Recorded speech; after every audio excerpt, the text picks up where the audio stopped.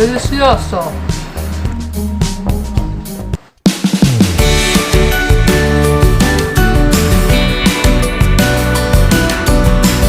Hi guys! Welcome back to my channel, Sing Delicious!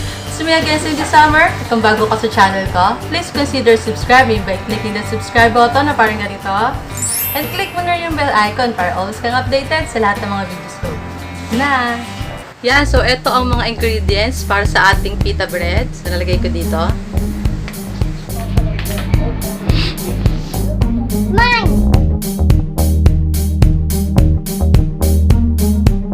Iluluto na natin siya na walang oil. So, hindi natin lalagyan ng oil ang ating pan. Yan. So, parang ganito.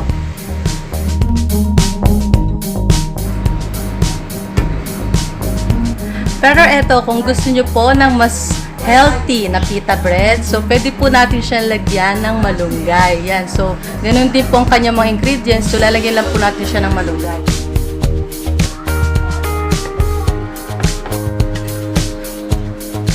Yan, so depende na po sa inyo kung ganong malunggay ang gusto nyo ilagay. So, after nyo hugasan na nga itong malunggay, so ganito lang siya.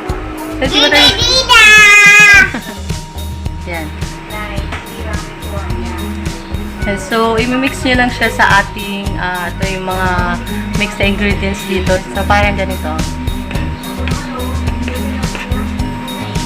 Very good. Yeah, thank you, everyone.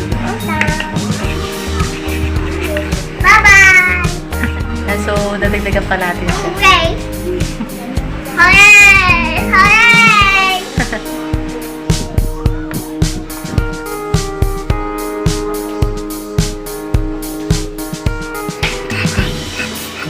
Thumbs up. Kung ako po sa inyo, mas recommended ko pong gawin to na yung may malunggay. Lalo po sa panahon ngayon na mas kailangan natin na mas maging healthy tayo. Yan. So, mas okay to yung may malunggay. So, actually, hindi nyo naman siya malalasahan dahil nakahalo na naman siya. Yan. So, dun sa mga ayaw din kumain ng mga gulay, yan. So, pwede rin to. So, hindi nyo rin malalasahan na may malunggay siya. Pwede boy. Hi!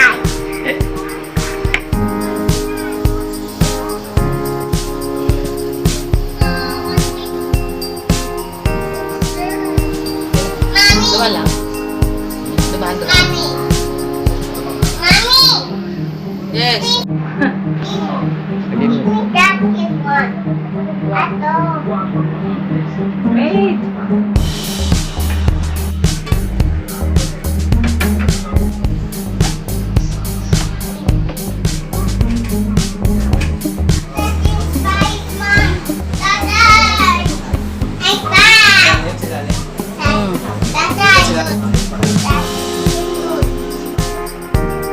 Natin siya.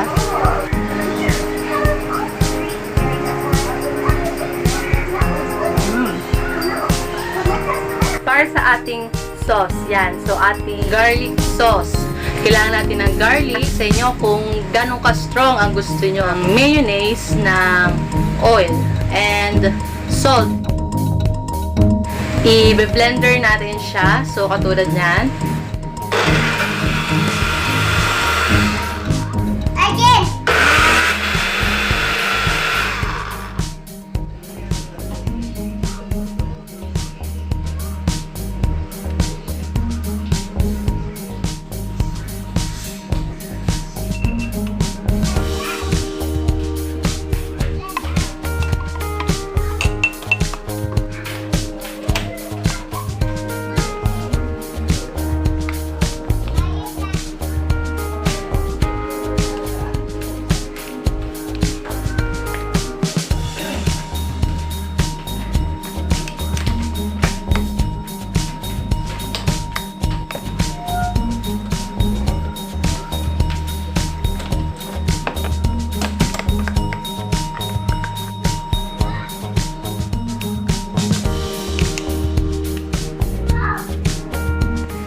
So, ayan ang ating white sauce.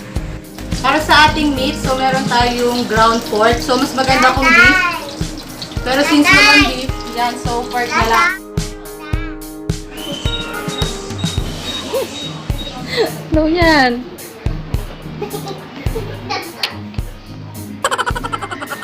So, susutay lang siya sa onion. Ganyan. Ay, ganyan.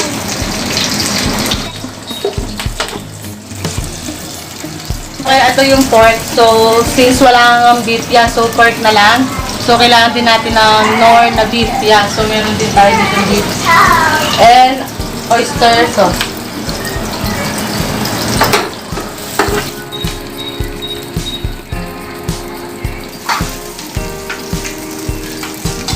Ito yung pork.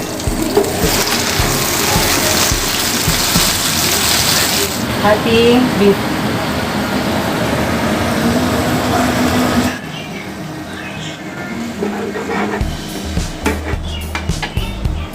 And 1 tablespoon na oyster sauce.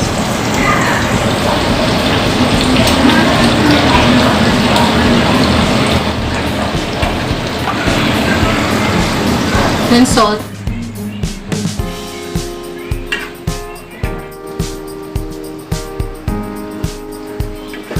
Yan, so after ng ilang minutes, ganito na magiging itsura niya. Tutuyuin lang natin siya. Bali, nagtanggal pala tayo ng mga sobrang mantika galing sa ating pork. So, yan, luto na siya. Ganito ang magiging itsura niya pag dry na. Okay na yan.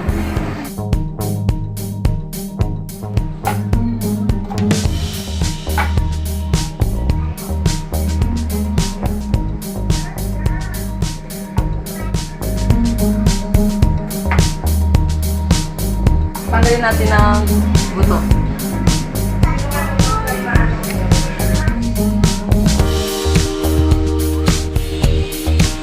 Tcharan! Yan. So, ito na ang ating homemade shawarma.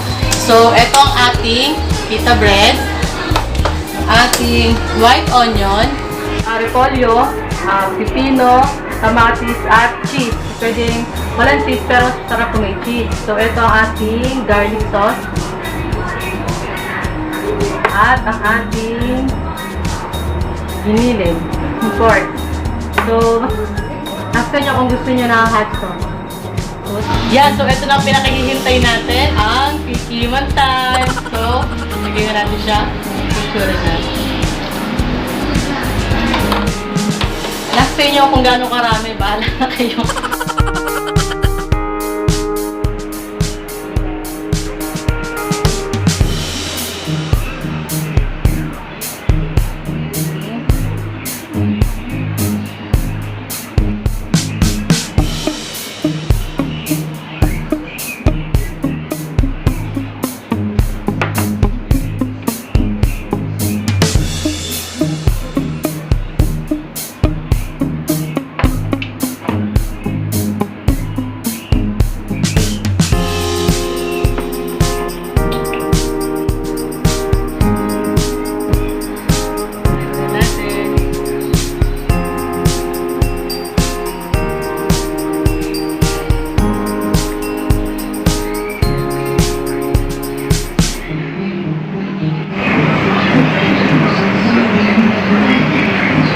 Sarap!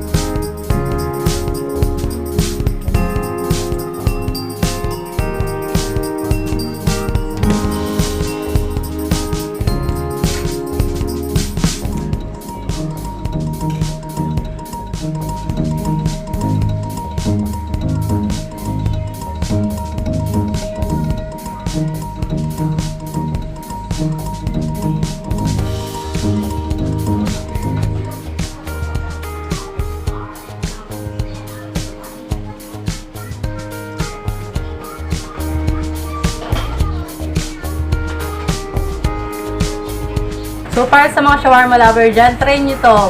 Tsaka, pasok sa panlasa nyo ating homemade shawarma. So, bali lalagay ko ang lahat na ingredients sa description box para mas madali ang kayo sa pagbili. Turks, kabahan ka na.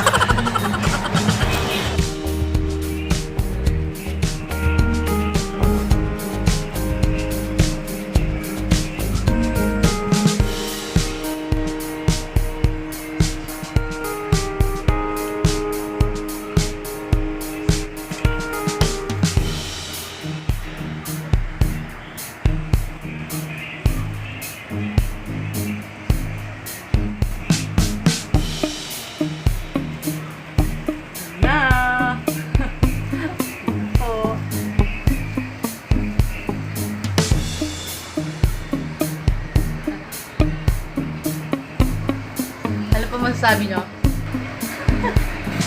Di makapagsalita?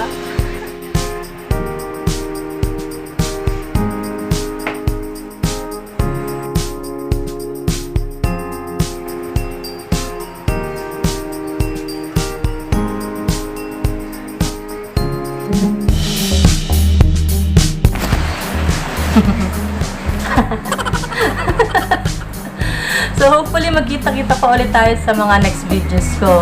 So, thanks for watching. To God be the glory. See you soon!